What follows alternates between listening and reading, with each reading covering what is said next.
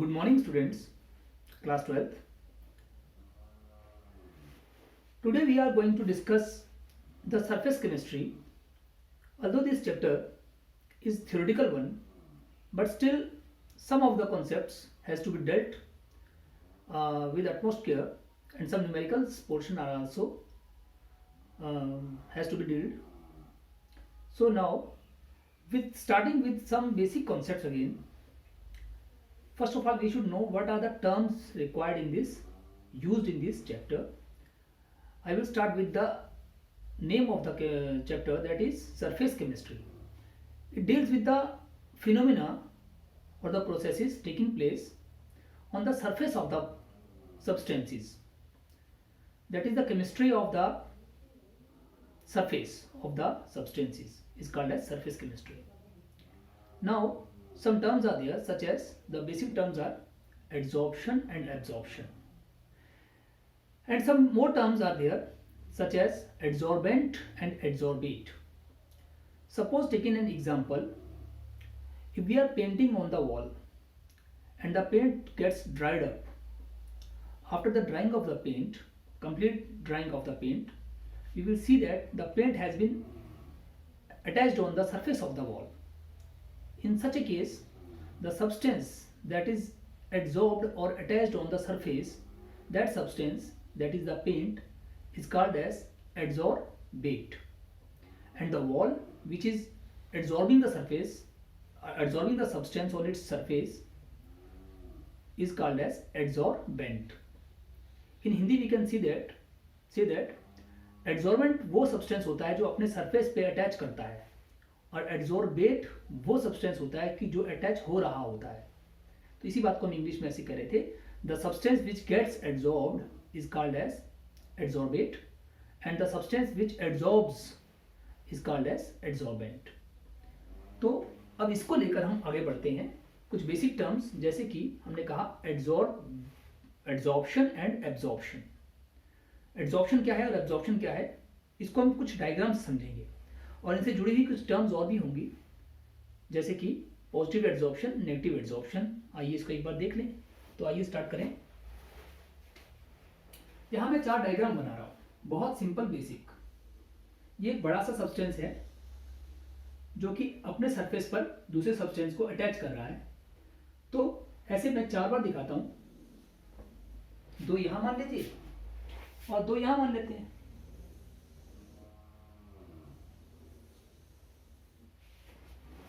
अब अगर मान लीजिए ये हमारा क्या है, एड्सॉर्बेंट है, और जो एड्सॉर्बेंट हैं वो इसके केवल और केवल सरफेस पे ही आकर अटैच हो रहे हैं, केवल सरफेस पे ही जुड़ रहे हैं, अटैच हो रहे हैं.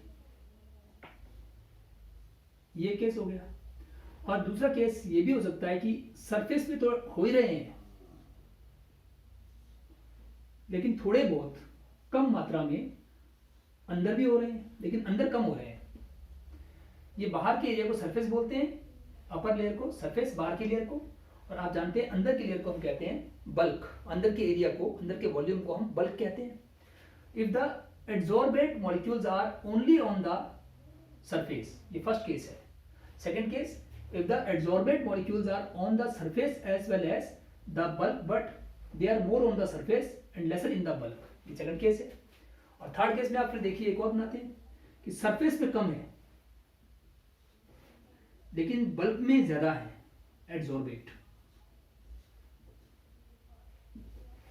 और ये फोर्थ केस में केवल और केवल बल्क में ही है, सरफेस पे है ही नहीं, केवल बल्क में ही जाकर अटैच हो रहे हैं. तो ये एक चीज आ गई.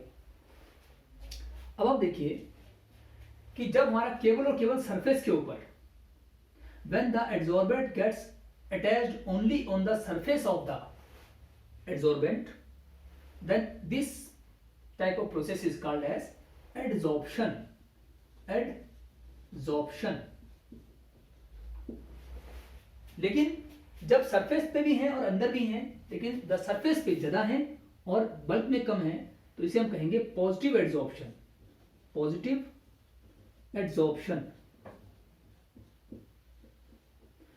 ऐसे ही अगर सरफेस पे कम है अटैचमेंट और एड्सॉर्बेट का अटैचमेंट अंदर ज़्यादा है, बल्क में ज़्यादा है, तो इसको हम कहेंगे नेगेटिव एड्सॉर्प्शन। Negative adsorption. अब एक फोर्थ केस देखें जिसमें सरफेस पे है ही नहीं, केवल और केवल बल्क में ही एड्सॉर्ब हो रहे हैं, बल्क में ही अटैच हो रहे हैं एड्सॉर्बेट, तो इसे हम कहेंगे एब्जॉर्प्शन। बी वर्ड लगेगा, एब्जॉर्प्शन। तो ये चार टर्म है जिसको कई बार समझाया गया होता है, बेसिक है, ये यूज होगी बार बार।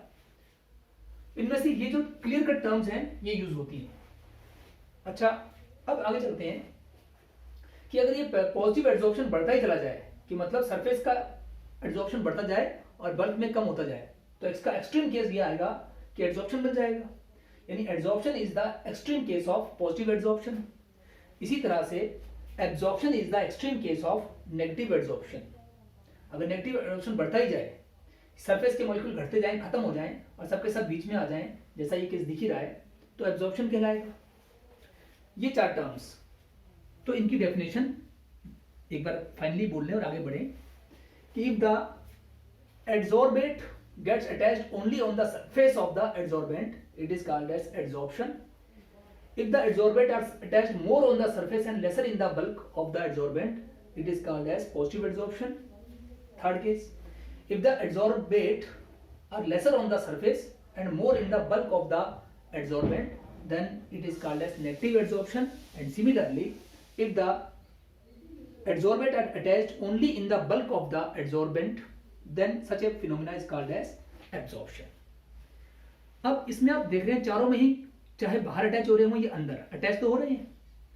अगर कोई भी एड्सॉर्बेट आकर एड्सॉर्बेंट पे कहीं भी अटैच होता है तो उसके लिए हम एक सिंगल वर्ड बोलते हैं, जॉर्प्शन। जॉर्प्शन का मतलब ही है, चाहे वो एड्सॉर्प्शन हो या एब्जॉर्प्शन हो, अटैच होना, चाहे वो वीक फोर्स से हो या स्ट्रॉन्ग से हो, बस अटैच होना, तो वो है जॉर्प्शन। और कभी इससे उल्टा हो रहा हो, इससे जस्ट रिवर्स हो रहा हो कि जो मॉलिक्यूल्स अटैच्ड हैं, जो एड्सॉर्बेंट के अटैच थे, चाहे अंदर या बाहर, लेकिन अगर वो उल्टा उससे छूट कर जा रहे हैं, अटैचमेंट नहीं हो रहा है बल्कि डिटैचमेंट हो रहा है, अलग हो रहा है, डिटैचमेंट हो रहा है, तो उसके लिए हम कहते हैं डिसऑर्प्शन।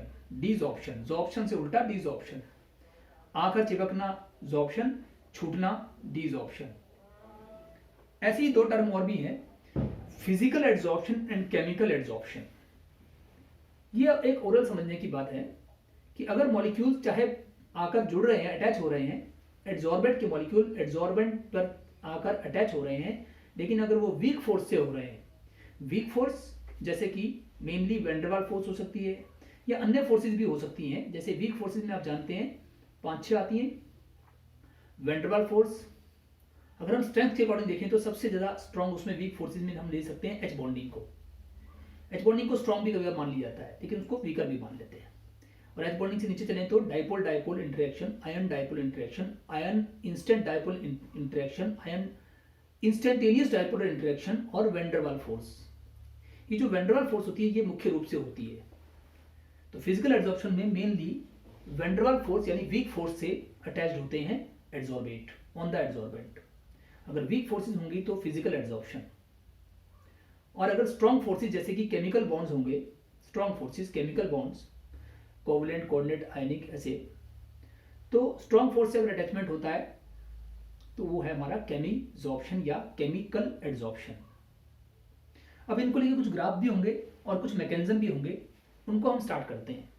ये बेसिक टर्म्स हमने एक बार कही और अब हम चलते हैं इनके मैकेनिज्म के ऊपर। मैकेनिज्म ऑफ एड्सॉर्प्शन, आखिर ये एड्सॉर्प्शन होता कैसे है, उसके बाद हम आते हैं फिजिकल और केमिकल एड्सॉर्प्शन के डिफरेंस पे।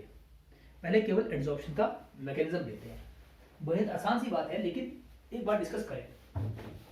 इसको बिठाते हैं, मैकेनिज्म ऑफ एड्सॉर्प्शन।